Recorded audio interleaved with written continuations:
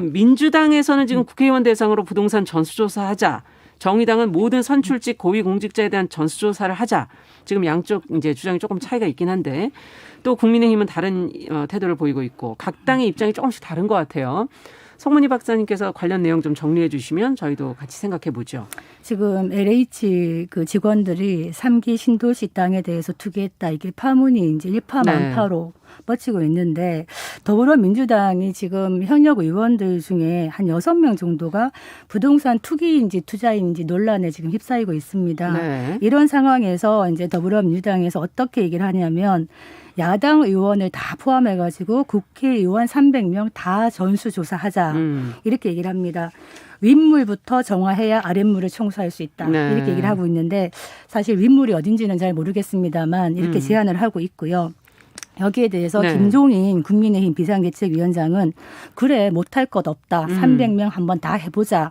이렇게 맞수를 놓았습니다만 정작 또 국민의힘의 보편적인 어떤 분위기는 왜 민주당이 먼저 해야지. 지금 이런 의혹이 민주당이 아무래도 많지 않겠느냐. 민주당 하는 거 먼저 보고 난 다음에 우리 자체 조사하면서 따라가겠다. 또 이런 분위기가 있습니다. 네. 여기에 대해서 심상정 정의당 그 의원이 이거 부동산 투기 공화국 아니냐 해체 특별위원회를 출범시켰습니다. 그래서 모든 선출직과 고위공직자 부동산을 전수조사하자. 그러니까 뭐 장차관 중앙정부 고위공직자들 지방자치단체 공무원들 다 하자. 기간도 2013년부터 시작하자. 아주 폭넓은 조사를 지금 주장을 하고 있는. 아예 제대로 해버리자. 제대로 한번 해보자. 이렇게 얘기를 하고 있는 상황입니다. 네. 근데 지금 사실 LH 투기 의혹에 대해서 처벌하고 대책은 어떻게 되고 하고 있는지도 저는 좀 궁금해서 전수조사만 한다고 될 일인지 하는 생각도 들고요.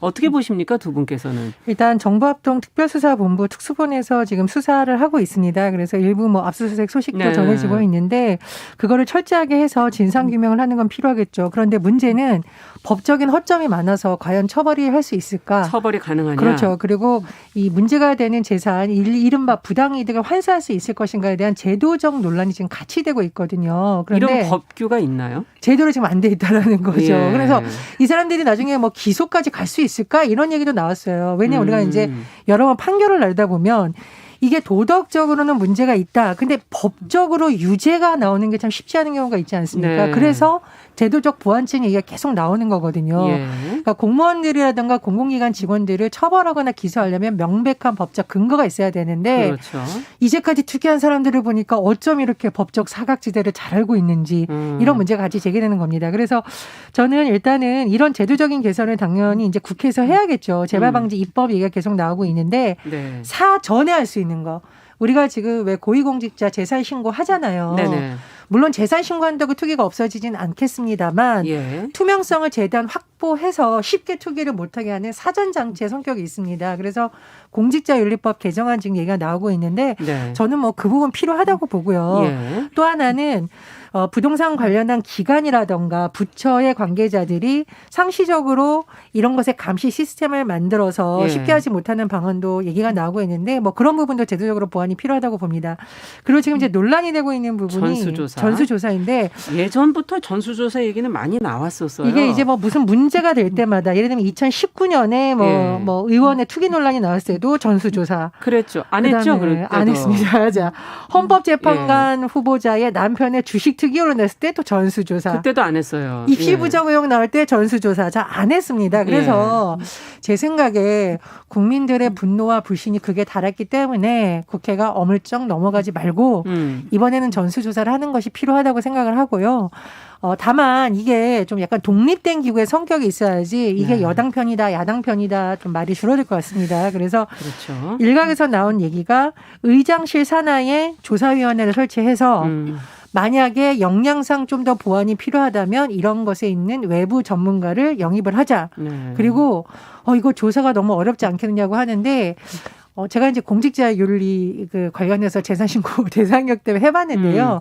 저처럼 초보자들이 잘 모르면 어려워요. 그런데 이게 전자 시스템을 통해서 개인정보 제공 동의를 눌러서 등록을 하는 시스템이 있습니다. 우리나라에.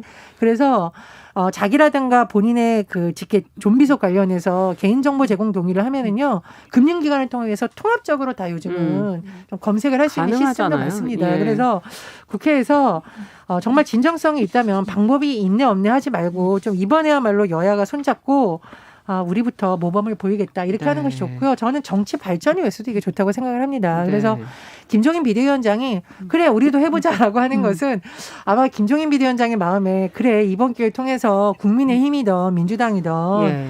좀 문제가 있는 부분은 드러내놓고 그렇죠. 가자. 이런 게 포함됐다고 봐요. 근데 주호영 또 원내대표 같은 경우는 약간 뉘앙스가 다릅니다. 그래서 이거는 정치적으로 유불리를 따지지 말고 입법을 하는 중요한 입법 기관으로서 먼저 모범을 보이는 것이 맞다.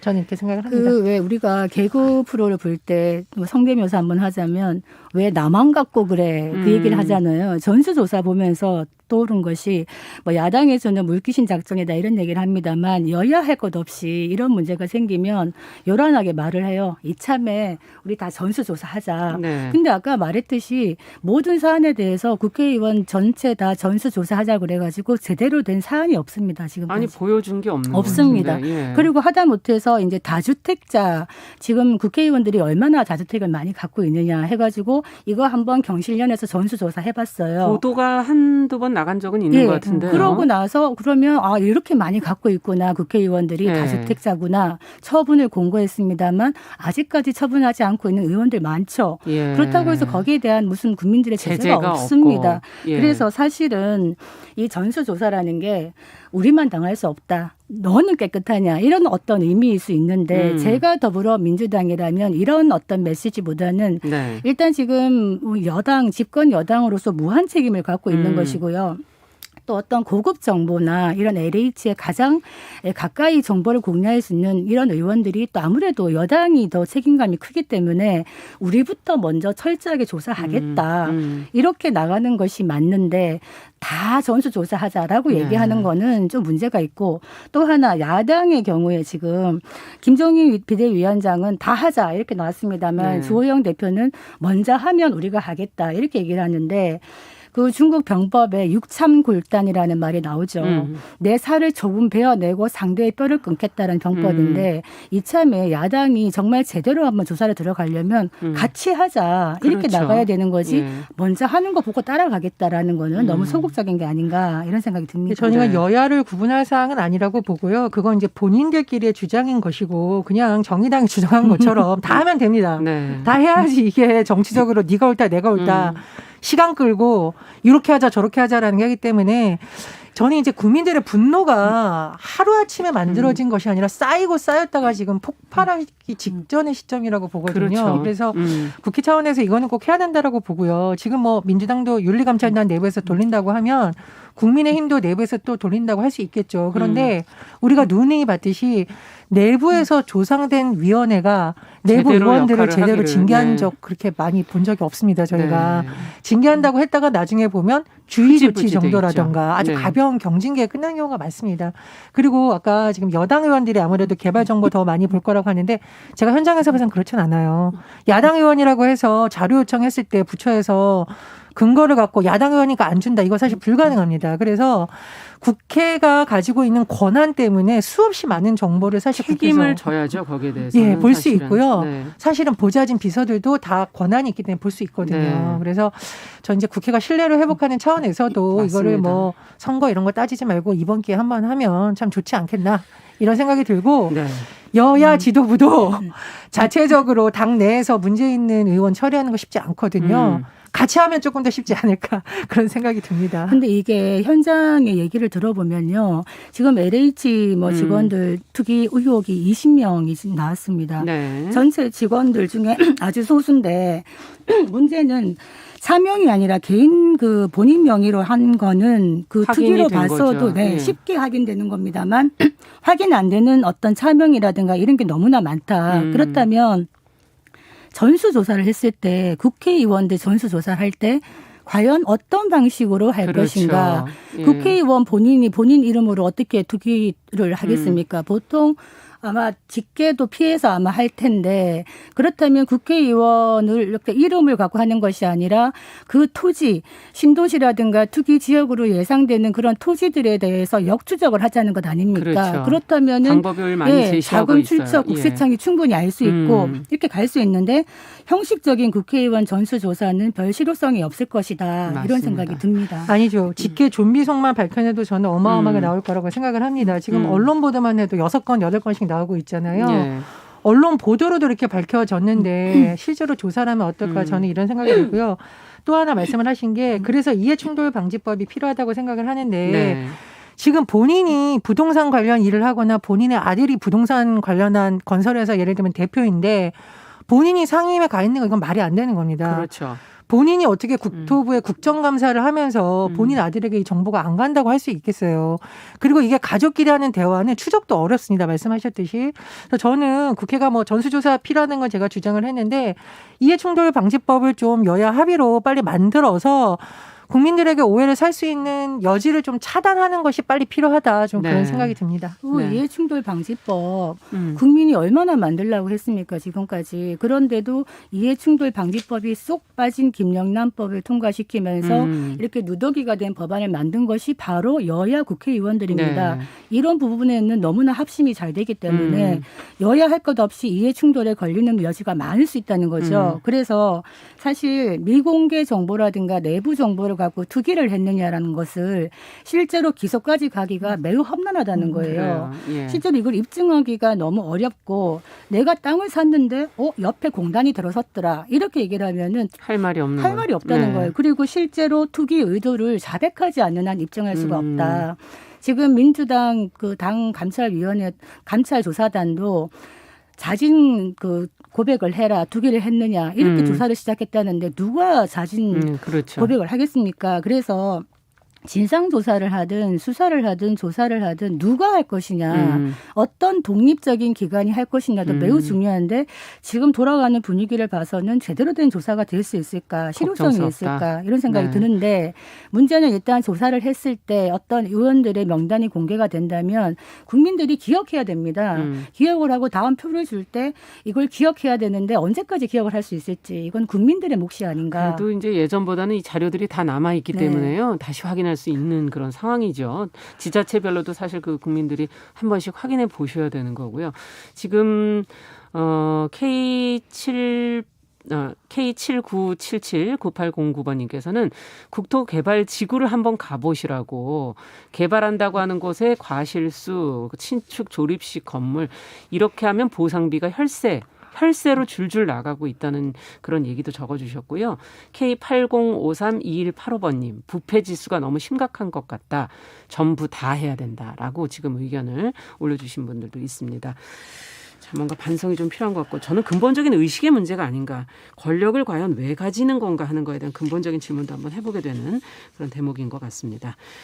자, 두 번째 뉴스는 낙태 시술 과정에서 태어난 아기를 숨지게 한 의사에게 지금 대법원이 낙태는 무죄, 살인은 유죄 이렇게 판결을 지금 내렸어요. 그간의 재판 과정과 이번 판결 내용이 어떻게 지금 나온 것인지 좀 저희가 정리해 보면서 이 문제 같이 한번 좀 고민해 보죠. 전혜연 평론가께서 좀 정리해 주시겠어요?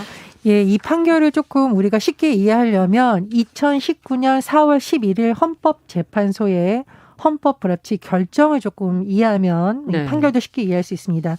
2019년 4월 11일 헌법재판소에서 굉장히 중요한 결정이 내려졌는데요. 네.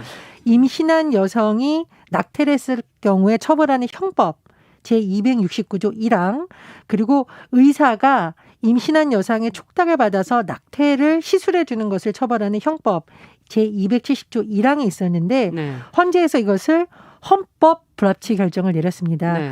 헌법 불합치 결정이라는 것은 이것은 위헌의 소지가 있다인데 그렇죠. 다만 이 법을 갑자기 없애려 할 수는 없는 거잖아요. 그래서 대체 입법 이 법안을 좀 대신할 법안이 만들어지기 전까지 법률 효력은 일단 유지시키는 것입니다.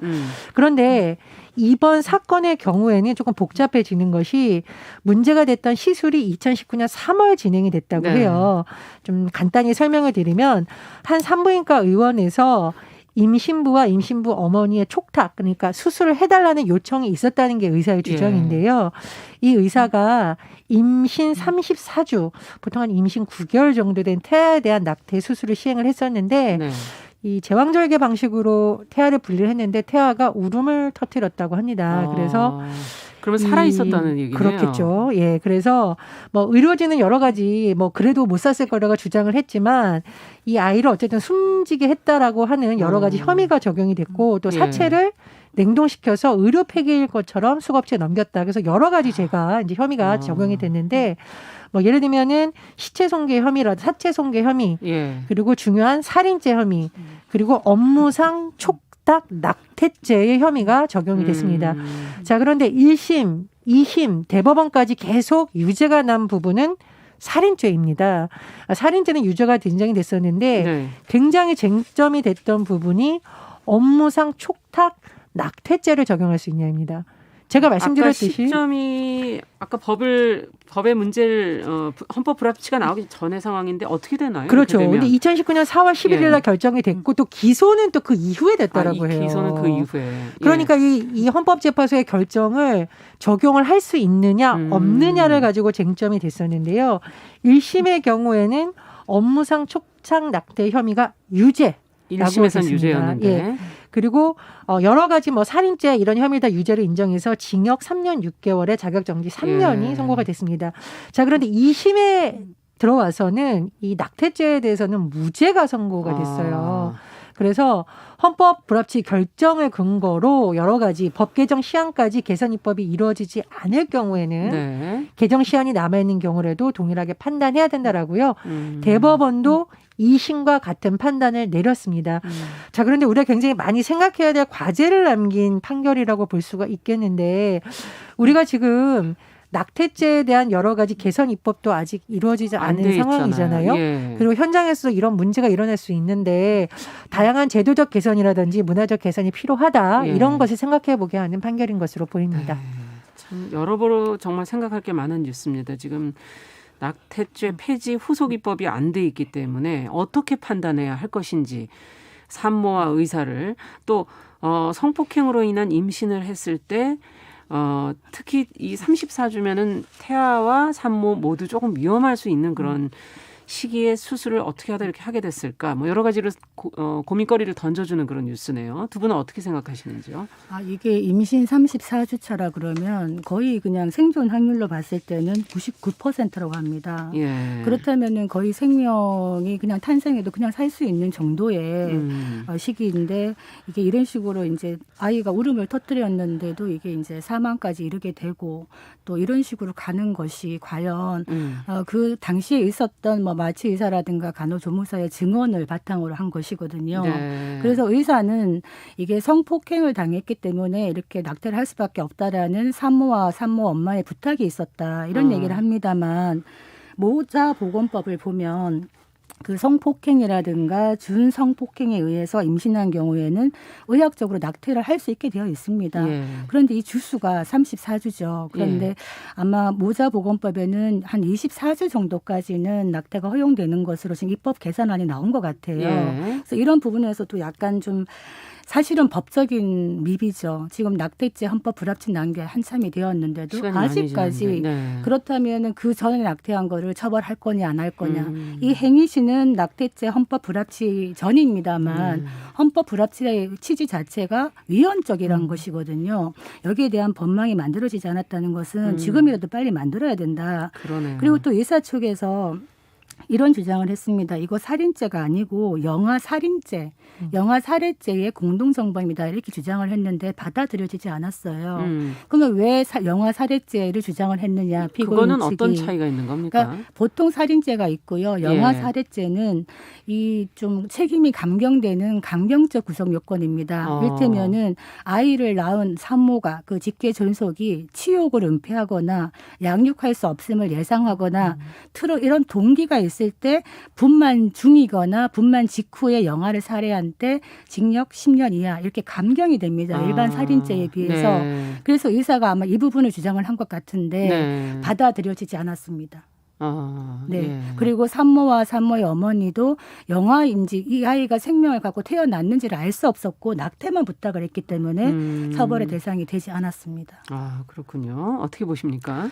저는 좀 다른 관점에서 굉장히 네. 마음 아팠던 게 만약에 이 임신부가 정말 그렇게 불행한 일 때문에 원치 않는 임신을 했다면 9개월이 될 때까지 이것을 누군가에게 상의를 하고 할 수 있는 방법이 없었을까라는 생각에서 굉장히 마음이 아팠습니다. 그리고 네. 이게 현장에서 충분히 일어날 수 있는 일이기 때문에 예.